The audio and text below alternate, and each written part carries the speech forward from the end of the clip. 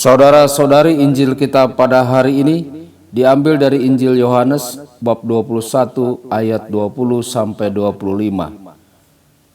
Setelah Yesus yang bangkit berkata kepada Petrus, "Ikutlah aku." Petrus berpaling dan melihat bahwa murid yang dikasihi Yesus sedang mengikuti mereka, yaitu murid yang pada waktu mereka sedang makan bersama duduk dekat Yesus. Dia inilah yang berkata, "Tuhan, siapakah dia yang akan menyerahkan engkau?" Ketika Petrus melihat murid itu, ia berkata kepada Yesus, "Tuhan, apakah yang akan terjadi dengan dia ini?" Jawab Yesus, "Jikalau aku menghendaki supaya ia tetap hidup sampai aku datang, itu bukan urusanmu. Tetapi engkau ikutlah aku." Maka tersebarlah kabar di antara saudara-saudara itu bahwa murid itu tidak akan mati. Tetapi Yesus tidak mengatakan kepada Petrus bahwa murid itu tidak akan mati, melainkan, "Jikalau aku menghendaki supaya ia tinggal hidup sampai aku datang, itu bukan urusanmu."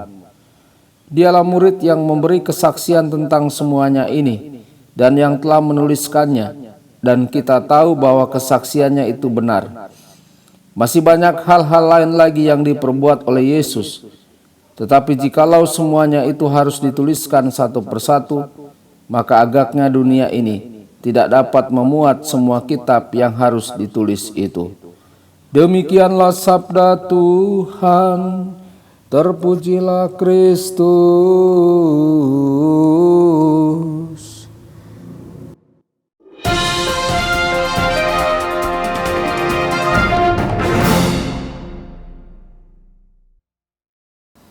Saudara dan saudari terkasih dimanapun Anda berada, jumpa lagi dengan saya Romo Tedens dalam saluran Warta Kabar Sukacita.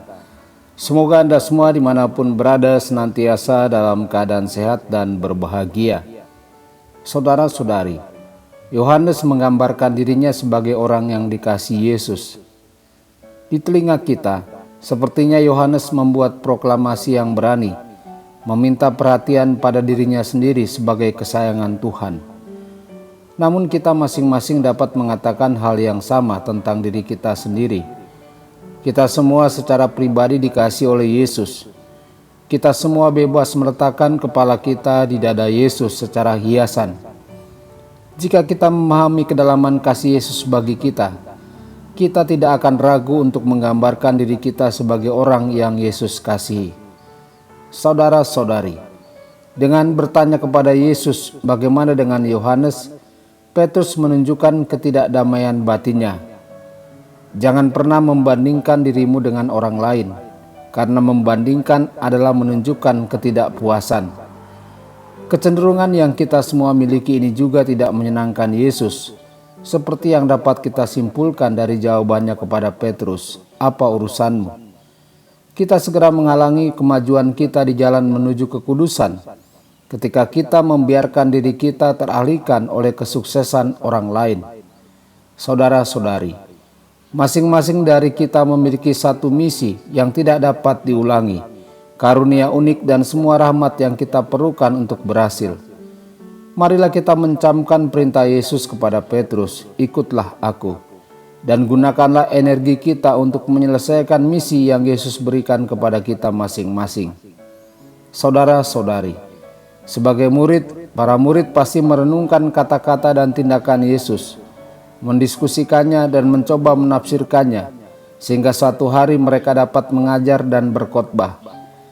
Mereka mungkin juga kadang-kadang jatuh ke dalam spekulasi yang tidak sehat karena mereka salah menafsirkan komentar Yesus kepada Petrus. "Bagaimana jika saya ingin dia tetap tinggal sampai saya datang?" dengan asumsi bahwa Yohanes akan hidup selamanya.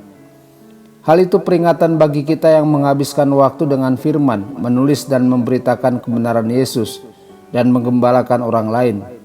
Kita diberkati dengan Roh Kudus, tradisi gereja yang kaya dan karya ilmiah untuk membimbing kita. Tetapi cara yang paling dapat diandalkan untuk menafsirkan kitab suci bagi diri kita sendiri dan orang lain adalah dengan menjalankan tanggung jawab kita dengan doa, dengan ketulusan, kemurnian hati, dan kerendahan hati. Tuhan Yesus memberkati dan menyertai Anda semua. Sabda Allah adalah kebenaran, sabda Allah adalah kehidupan.